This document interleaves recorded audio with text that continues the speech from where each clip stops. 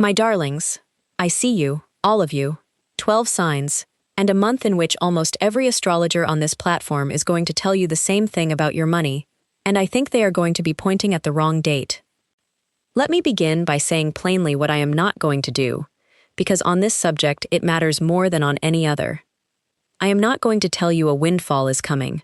I do not know that, nobody does, and a person who believes money is on its way behaves differently with the money she currently has. I am also not a financial advisor, and nothing tonight is financial advice. Anything practical is a matter for a qualified person and for your own judgment. What I am going to do is show you where August's money actually is, which is not where the noise is. Here is the noise. On the 12th of August, at 47 minutes past 5 in the evening Universal Time, which is 1:45 in the afternoon Eastern and 1:45 in the morning Pacific, there is a total solar eclipse at 20 degrees and 8 minutes of Leo. The Sun, the Moon, Mercury, and Jupiter all in the same sign on the day the light goes out at midday. It is the most dramatic astrological event of the year, and every forecast you read this month will be built on it. And here is what almost nobody will mention. That eclipse sits on the South Node. The South Node is the releasing end of the lunar axis. It is the point of completion and subtraction, not of intake, and I will explain later exactly what that means for your money. But I will give you the short version now so that you can hold it through the whole reading. The 12th of August is not an acquiring day. So where is the money? It is in a transit that began 6 days earlier, that is not dramatic, that will get about one sentence in most of what you read this month, and that is, in my view, the most financially significant thing happening in the sky this year. On the 6th of August, Venus enters Libra, and I am going to spend the next hour explaining why that quiet sentence is worth more to your finances than the eclipse, and which 4 signs are best positioned to use it, and exactly which days in August to have a money conversation, and which 2 days to avoid entirely. The 4 signs are Taurus, Capricorn, Virgo, and Leo, and I will take them in that order. And I am going to tell you at the very end the single most useful thing I know about August specifically, which concerns the difference between the 2 events I have just described. I will say now what to listen for, so you can work it out before I say it. As I go through each of the 4 signs, I make the same short remark. It sounds like a passing observation each time. If you notice it repeating, you will arrive at the ending on your own. I am Madame Aurora, 35 years studying the stars from my office in Manhattan, and before I go to Taurus, let me give you the month, because there are several dates that matter, and I would rather you wrote them down. On the 6th, Venus enters Libra. Venus rules Libra. She is in her own home, at full strength, unimpeded, and she stays there until the 10th of September. Now let me tell you what Venus actually is, because the popular version is wrong, and the wrongness is why this transit gets underestimated every single time it happens. Venus is not the planet of romance.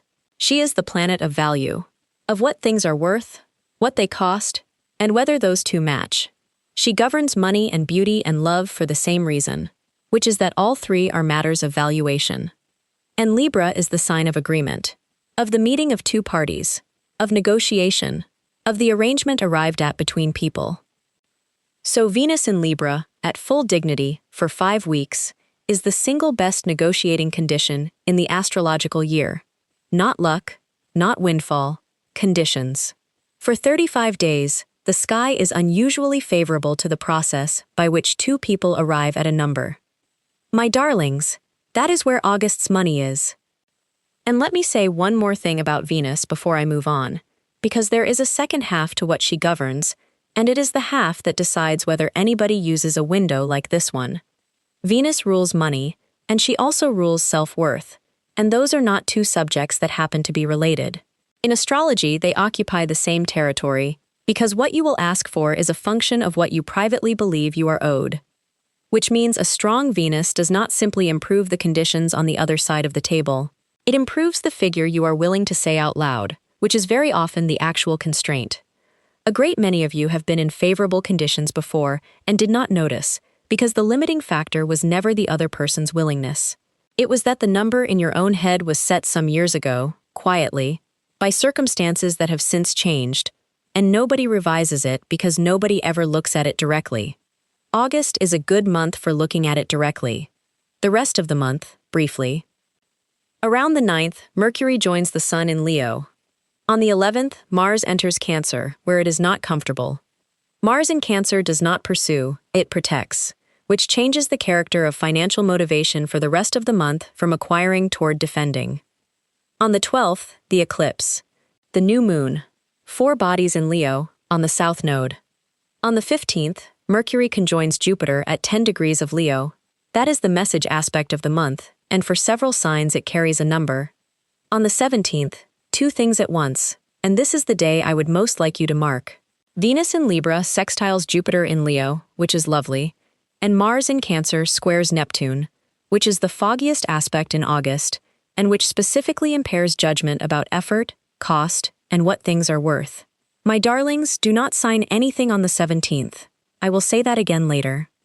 On the 22nd, the Sun conjoins the South Node at the final degree of Leo and Virgo season begins. On the 25th, Mercury does the same. On the 27th, Mercury cazimi at 4 degrees of Virgo. Cazimi means in the heart of the Sun, and it is the single clearest point in the entire Mercury cycle. It is the clearest thinking day of the month, and it matters enormously for 2 of tonight's 4 signs. On the 27th into the 28th, depending on where you are, a partial lunar eclipse at 4 degrees and 53 minutes of Pisces.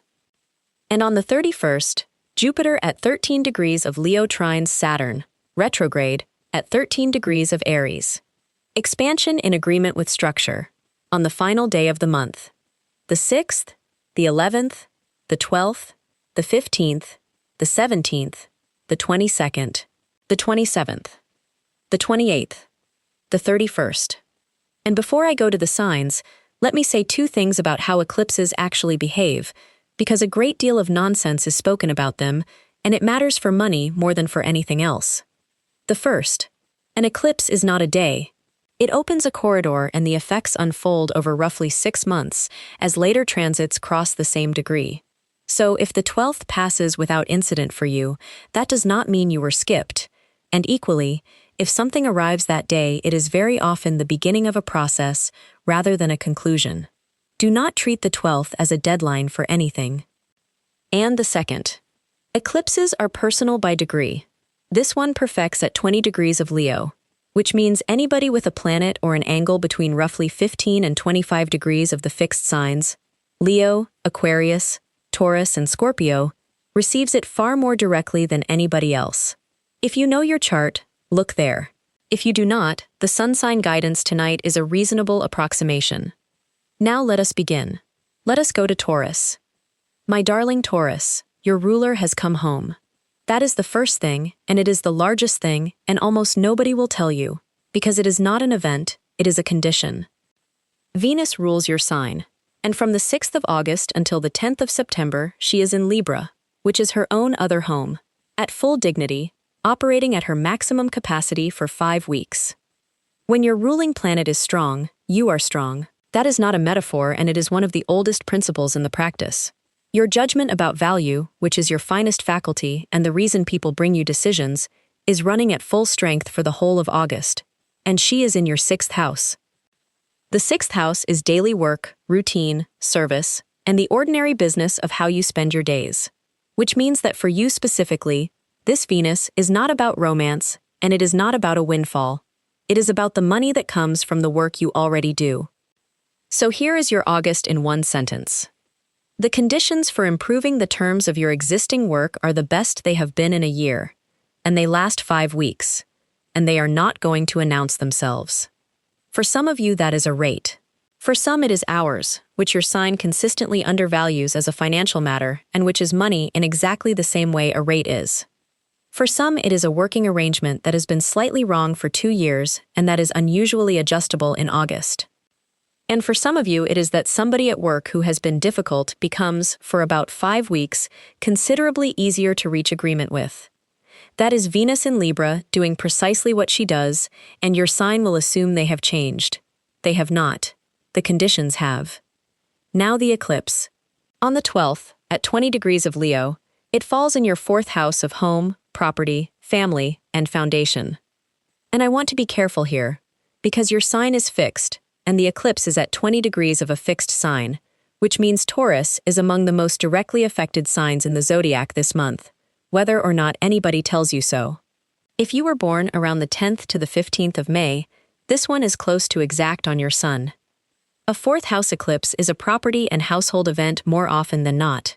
A move, a sale, a purchase, a repair that can no longer be deferred. Something changing about who lives where, or about an arrangement involving family money. And because it is on the south node, my darling, the more likely direction is release rather than acquisition.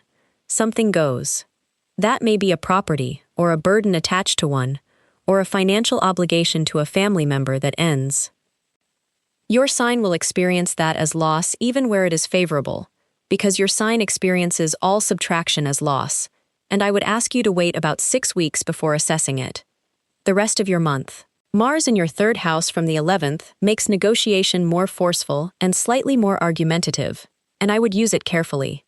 The lunar eclipse on the 28th falls in your 11th house of groups and networks, so something concludes in a community or professional circle at the end of the month. And Jupiter trines Saturn on the 31st, from your 4th to your 12th, which is quiet and internal and mostly concerns your relationship with security rather than your balance. Now the practical part for your sign, and it is short. Your 5 weeks are about the terms of existing work rather than about finding new work, so the action is a conversation with somebody you already deal with. And the mistake your sign will make is the one your sign always makes with money, which is to wait for a natural moment. There is no natural moment, my darling. There is a window, and it is open, and your sign's instinct toward patience is the specific reason Tauruses so consistently hold the same terms for 6 years while everything around them changes price. Set a date in the first week. The 6th to the 11th is the cleanest stretch in the month. And here is the remark I will make at the end of all 4 sections. My darling, notice that everything I have just described that could actually put money in your hands is happening on a day that is not the 12th. Now, before I move to Capricorn, let me pause for a moment.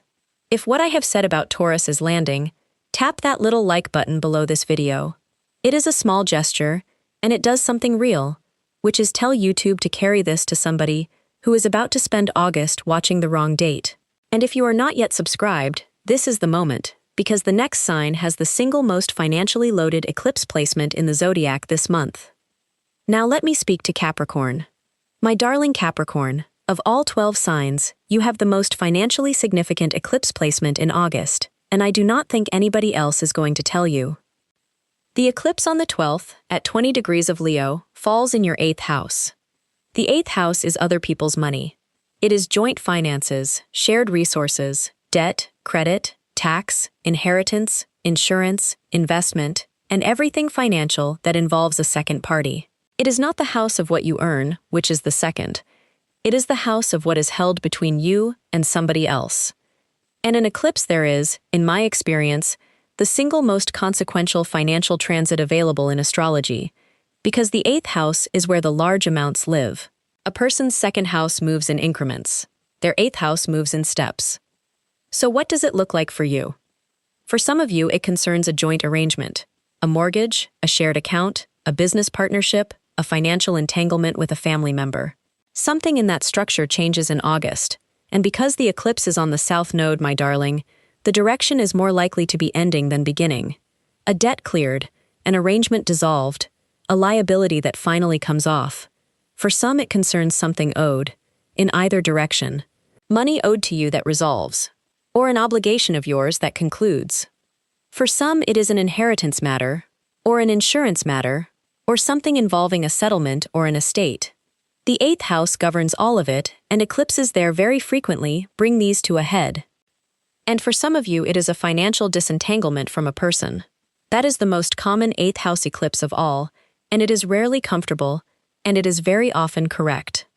Now, what I want to say to your sign specifically, and it is the practical heart of this section.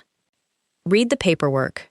Your sign is the best in the zodiac at that, and is also, in my experience, the most likely to be busy and to skim something, because the arrangement has been in place for years and is presumably still what it was. My darling, an 8th house eclipse month is not the month for that. Whatever document governs the shared thing, read it this month. Now let me give you your Venus, because you also have one of the strongest placements of it. Venus in Libra, from the 6th, is in your 10th house of career, public standing, and the top of your chart. At full strength for 5 weeks. That is the best professional transit of your year, and combined with what I said at the beginning about what Venus actually is, it means something quite specific. For 5 weeks, the conditions for arriving at an agreement about your position and your compensation are unusually favorable, and the person on the other side of that conversation is unusually likely to be reasonable. And your sign will not use it. I want to say that plainly, because I have watched Capricorns miss this transit repeatedly. Your instinct is to wait until you have accumulated a further quantity of evidence, because your sign believes that a position is earned and then recognized in sequence, and Venus does not operate that way. Venus in the 10th house is a window of conditions, and windows close, and hers closes on the 10th of September. The rest of your month. Mars enters your 7th house of partnership on the 11th, which will make one significant relationship more contentious and more direct for the remainder of August. The lunar eclipse on the 28th falls in your 3rd house, so something concludes around communication, a sibling, or your immediate environment. And on the 31st, Jupiter in your 8th trines Saturn, your own ruler, in your 4th, which is a genuinely favorable aspect for anything involving property and shared money, and it falls on the last day of the month. Now the practical part for your sign, and it has 2 halves because you have 2 things running. For the 8th house, the action is administrative, and it is the reading. Whatever document governs the shared thing, find it and read it this month, and if there is a person on the other side of it, have the conversation, rather than assuming the arrangement still reflects what both of you intended. For the 10th house, the action is a request, and the timing matters. Not the 17th, which I will come back to. The 18th to the 22nd is your cleanest stretch, after the eclipse has passed, and while Venus is still strong. And the mistake your sign will make is to prepare for another quarter first. My darling, you have been preparing since March. Preparation is not the limiting factor in your career, and it never has been. And Venus does not reward the most thoroughly evidenced case, she rewards the conversation that actually happens inside her window. And there it is again, my darling. Notice that the thing which could actually improve your position is not happening on the 12th. It is running for 5 weeks in your 10th house and nobody has mentioned it. Now let me speak to Virgo. My darling Virgo, you have the best money placement in the zodiac this month, and it is not close. Venus, in her own sign, at full dignity, from the 6th of August to the 10th of September, is in your 2nd house. The 2nd house is your money. What you earn, what you own, what you charge, and what you privately believe you are worth. And Venus is the planet of value. She is the natural significator of that house, and she is at maximum strength, and she is sitting in it for 5 weeks. There is no better configuration for improving your income available in any given year, and I want you to hear that clearly, because your sign will now begin looking for the catch. And here is what makes it exquisite for you specifically, and it is a point I have made about your sign before, and will make again, because it is the whole of your financial life. Your 2nd house is Libra, permanently, not just in August. Which means your income is not determined by the quality of your work, it is determined by an agreement. Libra is the sign of negotiation, and a Venus-ruled money house means what you earn is set relationally, between 2 people, in a conversation. Your sign has spent its entire working life operating on the opposite theory, which is that sufficiently good work eventually produces the correct figure on its own. My darling, in August, the natural ruler of your money house comes home and sits in it at full strength for 5 weeks. The conversation you have been postponing has better conditions in August than it will have again for a year. Let me be concrete. For some of you it is a rate. For some, it is a salary review that you have been letting drift. For some, it is a client relationship where the figure was set years ago and has never been revisited. For some, it is finally finding out what the work is paid elsewhere, which your sign avoids because finding out creates an obligation to act. And then the end of the month, which is genuinely yours. On the 22nd, the Sun enters your sign. On the 27th, Mercury, your own ruling planet, is Cazimi, at 4 degrees of Virgo. In the heart of the Sun, in your own sign, in your 1st house. That is the clearest thinking day of your entire year, my darling. If you are going to have the conversation, and Venus says you should, the 27th is the day I would choose above every other day in August. And on the 28th, one day later, the the lunar eclipse falls in your 7th house of partnership, which means something involving one significant other party comes to a head the day after your clearest day. Those two are related, and I would not treat them separately. One caution, and it is real. Saturn is retrograde in your 8th house of shared money and debt for the whole of August and beyond. That is a period of review, rather than expansion, where joint finances are concerned. And if there is an arrangement with somebody else that has been quietly not working, this is a re-examination period rather than a good moment to enlarge it. Now the practical part for your sign, and I am going to be quite specific, because your sign responds to specifications and dissolves in the presence of general encouragement. Choose the 27th. Write it down tonight. That is the Mercury Cazimi in your own sign, and it is the clearest day of your year. Between now and then, do one piece of preparation and one only, which is to find out what the work is paid elsewhere, not to build a case, to know the number, because your sign quotes what feels defensible rather than what the work is worth, and the gap between those two is where your income has been living for a decade. And when the day comes, state the figure and stop talking. Do not lead with the evidence. Your sign will want to open with an 11-point justification, and a person who arrives with a case has communicated, before saying anything else, that she expects to be refused. And the mistake your sign will make in August is to decide that the timing is not quite right. There will be something. There always is. Venus is in your money house until the 10th of September, and then she leaves, and the timing will be worse in October in every measurable respect. And there it is, a third time. My darling, the thing that could actually change your income runs from the 6th of August to the 10th of September, and peaks on the 27th, and has nothing whatsoever to do with the 12th. Now, before I go to the 4th sign, do something with me. It takes 20 seconds and it works whatever your sign. Think of the largest single source of money in your life. A salary, a business, a pension, a household arrangement, whatever it is. Now answer one question. When was the figure last changed? Not roughly. What year and who raised it? A considerable number of you have just arrived at a year that startled you, and some of you have discovered that you cannot remember, which is the same answer, because a figure you cannot remember setting was set by somebody else or by default. Hold your year. It is going to matter at the end. Pause with me for a moment, my darlings, because we have one sign left, and it is the one that everybody assumes is the star of this month, and its actual money story is not where anybody is looking. If this is bringing you something, tap that like button. It genuinely does something, which is tell YouTube this matters to real people and carry it to somebody who is about to make a financial decision on the 17th. And leave me a comment now rather than at the end, because I want something specific and I would rather you answered before you know why. Tell me your sign, and tell me one date in August that you have just written down. One. Whichever one landed. Now let me speak to Leo.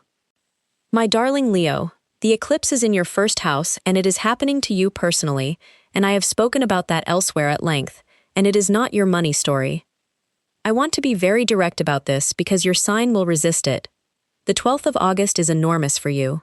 It is on your sign, at 20 degrees, with 4 bodies gathered there, on the south node, and it concerns your identity, your presence, and how you appear in the world. It is not a financial event. 1st house eclipses are about the person, not the resources, and the confusion between those two is going to cost some Leos money this month. Your money is in the last 10 days. Let me show you. On the 22nd of August, the Sun leaves Leo and enters Virgo, and Virgo is your 2nd house, your money house. On the 25th, Mercury does the same.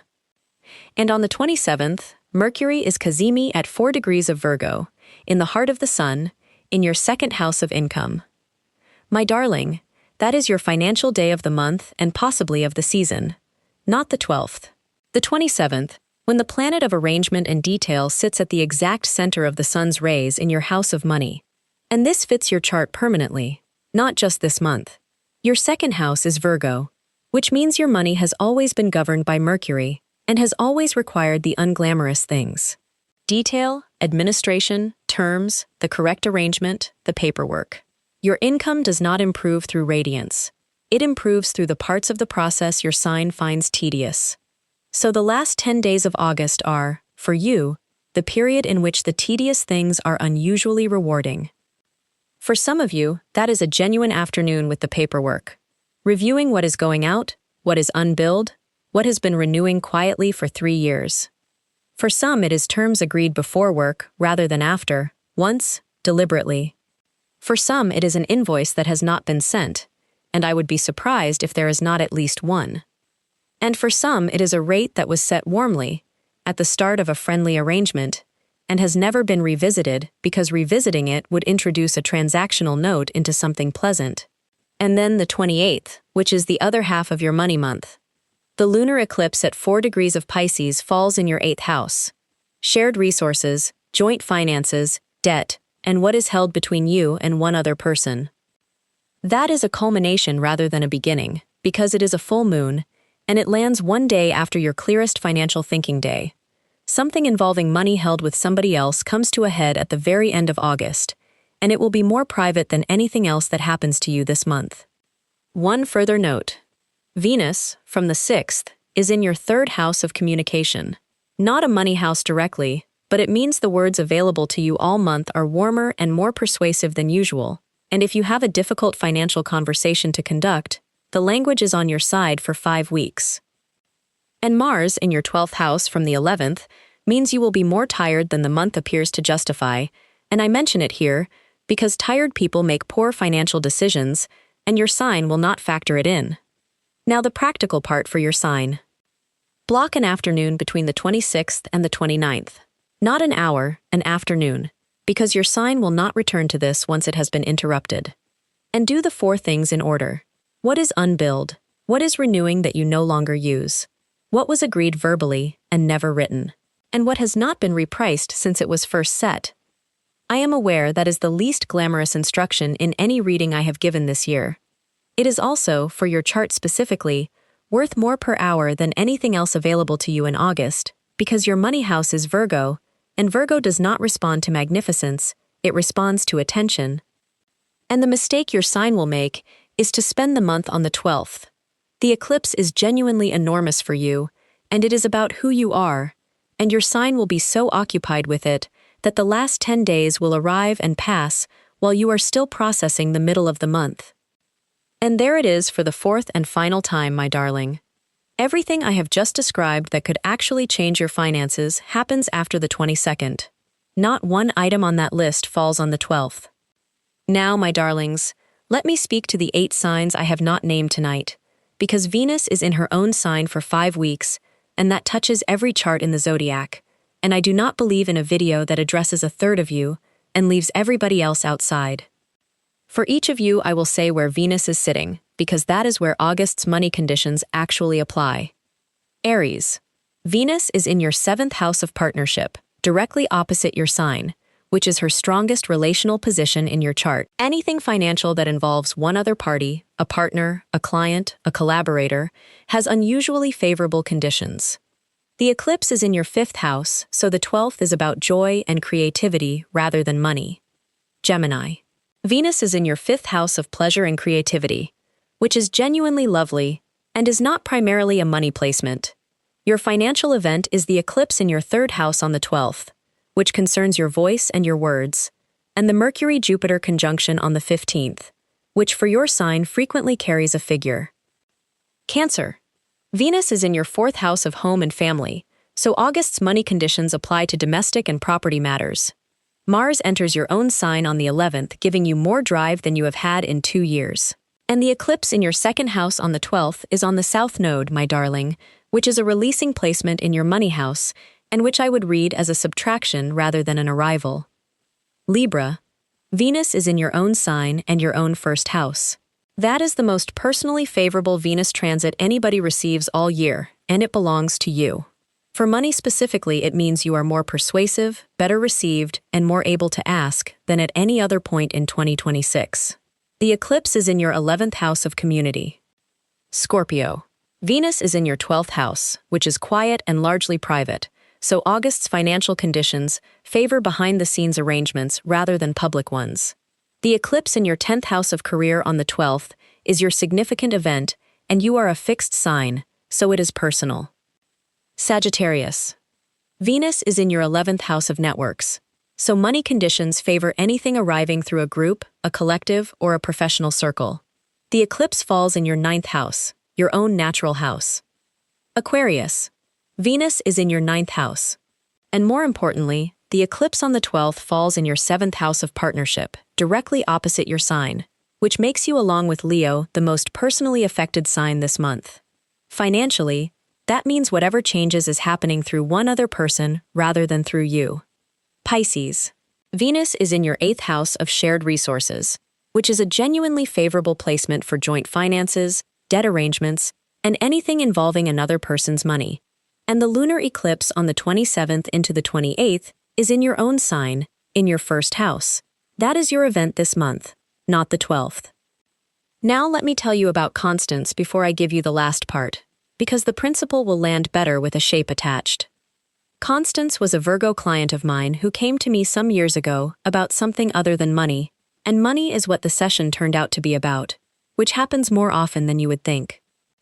She had been doing the same work for a small number of long-standing clients, and her rate had been set, by her, 9 years earlier, and had never been raised. She could tell me the figure and the year she had set it.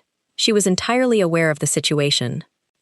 I asked her what stopped her, and she gave me 4 reasons, and every one of them was good. They were loyal clients.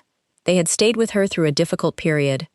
2 of them were not wealthy, and she did not want the relationship to become, in her word, commercial. My darlings, notice that not one of those was fear. She had reasoned her way to not having the conversation, which is a considerably harder position to shift than being frightened of it. I asked her one question, whether any of those clients had ever asked her whether her rate was still workable for her. She said no. And I said, so all 4 of your reasons are decisions you have made on their behalf, without consulting them. She wrote to 2 of them, 3 lines, a figure, and a date it would take effect. Both agreed, and one of them apologized for not having raised it himself. The 3rd she left alone, because that one genuinely was struggling, and that was a considered decision rather than an evasion. And she said something afterward that I want to give you tonight, because it is the reason I am spending an hour on a 5-week Venus transit rather than on an eclipse. She said, 9 years, and it took 40 minutes, and the 40 minutes were not even unpleasant. 40 minutes, my darlings. Inside a window. And the window in August is open from the 6th until the 10th of September, and it is the best one of the year. And I want to draw out the part of her story that actually transfers, because it is not the outcome. It is that all 4 of her reasons were about the other people, and none of the other people had been consulted. That is nearly universal. When somebody does not raise a rate, or ask for a review, or renegotiate a long arrangement, the reasons given are almost never about fear. They are about the burden it would place on somebody else, the awkwardness it would introduce, the difficulty of their situation. And in the overwhelming majority of cases, my darlings, those assessments have been conducted privately, on the other party's behalf, without their participation, by somebody who has decided in advance what they can withstand. Constance was wrong about 2 of the 3, and right about 1, and the only way she found out was by asking. The 3rd client genuinely could not, and she made a considered decision about it, and that is an entirely legitimate outcome and not a failure. But she had been treating all 3 as the 3rd one for 9 years. Now, before I give you the last part, I want to address something, because a video about entering a richer cycle that ignores it is not being honest with you. Some of you are not going to enter a richer cycle in August.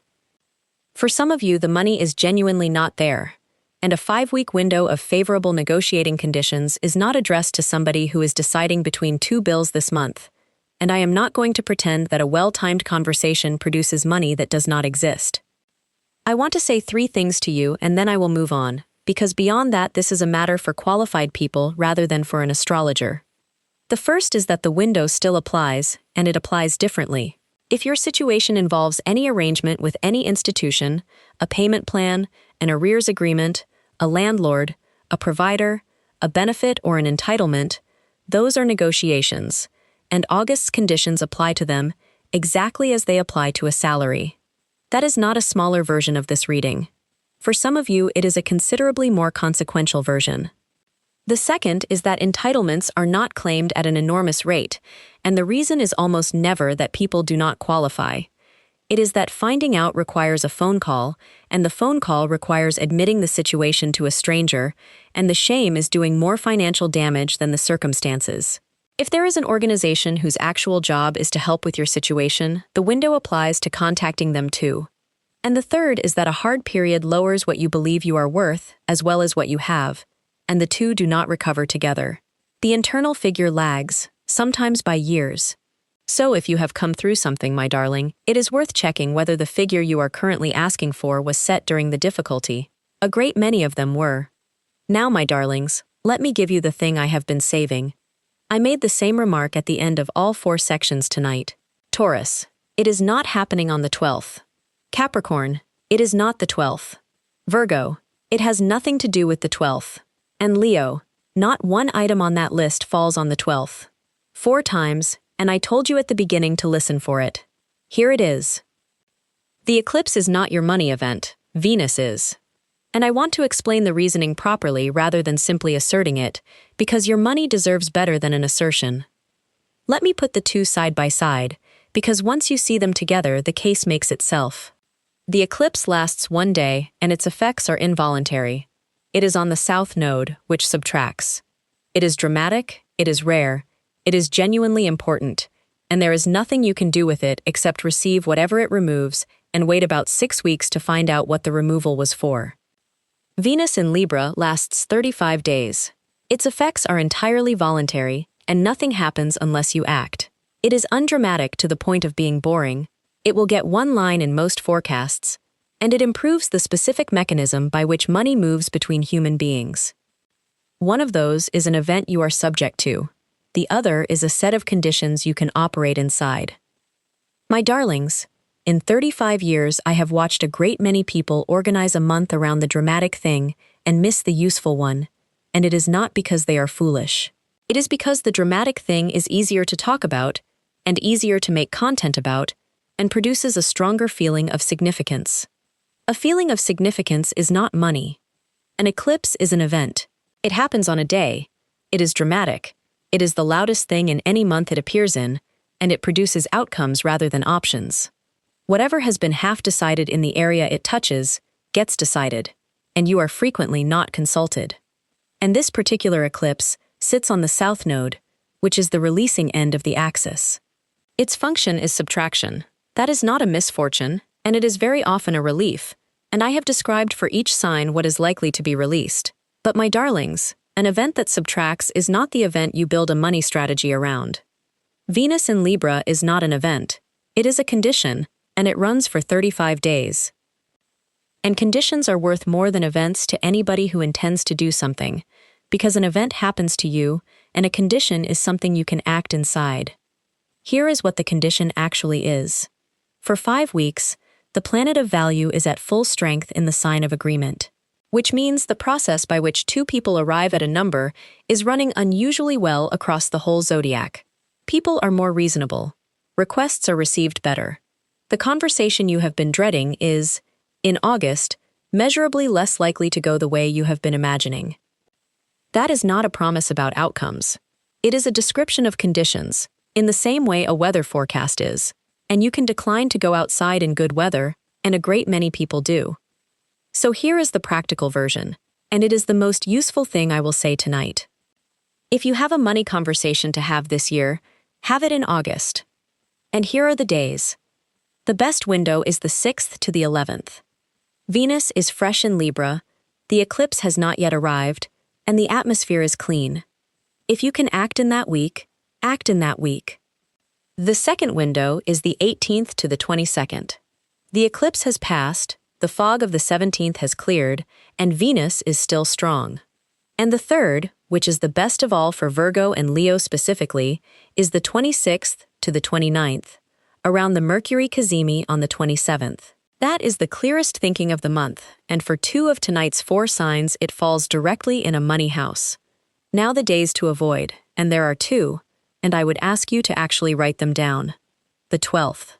Not because something bad happens, and I want to be careful, because I do not deal in unlucky days. Because it is a south node eclipse, which is a releasing configuration, and initiating an acquisition inside a subtracting event, is working against the mechanism. Receive on the 12th if something arrives. Do not initiate. And the 17th. This one is firmer.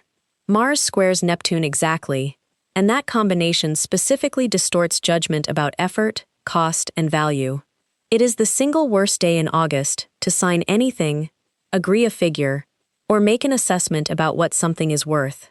And it is genuinely deceptive, because Venus sextiles Jupiter on the same day, and the day will feel warm and optimistic while your valuation instrument is running badly. My darlings, if there is one sentence to take from this entire hour, it is that. Do not agree a number on the 17th of August. And here is why I built the whole reading toward this rather than telling you at the start. Because everybody is going to be watching the 12th. It is dramatic, it is rare, it is a total solar eclipse with 4 planets in one sign, and it will be on every forecast and in every headline. And while everybody is watching the loudest day of the year, a 5-week window is open, quietly, in which the specific process that actually moves money between human beings is running at its best condition of the year, and it will close on the 10th of September, and almost nobody will have used it. Money does not usually arrive, my darlings. It is agreed, and August has given you 35 days of unusually good conditions for agreeing. And let me give you the mechanics of the conversation itself, because I have now told you when, and it would be careless to leave you without how. There are 4 things, and they apply to every sign. The first, say the number and then stop talking. That is the whole technique, and almost nobody can do it. The number, and then a silence of somewhere between 2 and 6 seconds, which will feel considerably longer, and whoever speaks first has conceded something. Every sign fills it differently. Virgo fills it with evidence, Leo with warmth, Capricorn with a caveat about understanding the constraints, and Taurus with a reassurance that there is no rush. They are not offended by the silence, my darlings. They are calculating. The second, introduce the figure rather than waiting to be asked. Whoever names it first sets the frame, and everything afterward is measured against it, and being asked feels more polite and is worth measurably less. The third, do not open with your minimum. Almost everybody does, because a figure you are confident will be accepted avoids the discomfort of a refusal, and a figure that will certainly be accepted is by definition below the one that would have been. And the fourth, decide in advance what you will do if they say no, not as a threat, and do not mention it. For yourself, because the entire quality of your voice is determined by whether you know your own next move, and a person who has not decided sounds exactly like a person who has not decided. The answer can be perfectly modest. I will ask again in 6 months. I will accept and start looking. I will take the lower figure and reduce the scope. Any of those is a position. Having none is the only thing that actually costs you. And one more thing that nobody warns anybody about. After you say a number, there is a period, usually between 1 and 4 days, in which you will be entirely convinced you have overreached and damaged something. It is not a signal. It is what happens to a nervous system that has just done a thing it spent years not doing, and it passes faster once you know it is coming. So I am telling you in advance. 2 days of certainty that you have ruined it. Then a reply, and the reply is nearly always shorter and more ordinary than either the hoped-for or the feared version, because on the other side of that exchange, this was simply a message about a number. My darlings, before I let you go, 3 small things. 1. If any part of this reading gave you something tonight, if you worked out the ending before I said it, if you now know which date in August is actually yours, tap that like button. It is the simplest way to tell YouTube to carry this to somebody who is planning to make a decision on the 17th. 2. Subscribe and turn on the bell, because I will be back before the 12th with the Eclipse Week breakdown, and again after the 28th for the Pisces lunar eclipse. If you become a member of this channel, readings reach you before they are published, and you and I actually speak in the comments, because I read member comments first and I answer there more often and more personally than I am able to anywhere else. 3, and this is the one I care about most. You already told me one date. Now go back and add one word underneath it. The word is the thing you are going to do on that date. Ask, send, review, read. One word. And if you did the exercise earlier, add the year as well. the year the figure was last changed. I would like those two numbers next to each other, my darling, because for a great many of you, the gap between them is going to be larger than you expected when you say it out loud, and a gap you have said out loud in front of strangers is considerably harder to carry quietly into September. I read every single comment, truly, and I want to tell you why I am asking for a word and a date rather than for a wish. Because a comment section full of hopes about money is a comment section of people waiting for the 12th, which is the entire thing this video has been about. A comment section of dates with a verb attached is 40 people who have each, in about 9 seconds, converted a hope into an appointment inside a window that closes on the 10th of September. And if this reading gave you something and you ever want to say thank you more directly, a super thanks is never expected and always felt, and it is a genuine part of how I keep making these readings as carefully as I make them. If you know somebody who has not raised a rate in 9 years, send this to her tonight, because the window is open now and it will not be open in October. Thank you, my darlings. This community has become something I genuinely did not expect when I began. The 6th, the 12th, the 17th, the 27th, the 10th of September. Taurus, through the work you already do. Capricorn, through the 8th house and the paperwork attached to somebody else. Virgo, through the conversation, on the 27th. And Leo, my darling, through the last 10 days and not the first 12. Everybody is going to be watching the eclipse. The eclipse takes something away, my darlings. That is its function, and it is often a kindness. The money is in the quiet transit that nobody is going to mention, and it is open now, and it closes on the 10th of September. I am Madame Aurora from Manhattan, and I love you, all 12 signs of the zodiac. I will see you before the eclipse.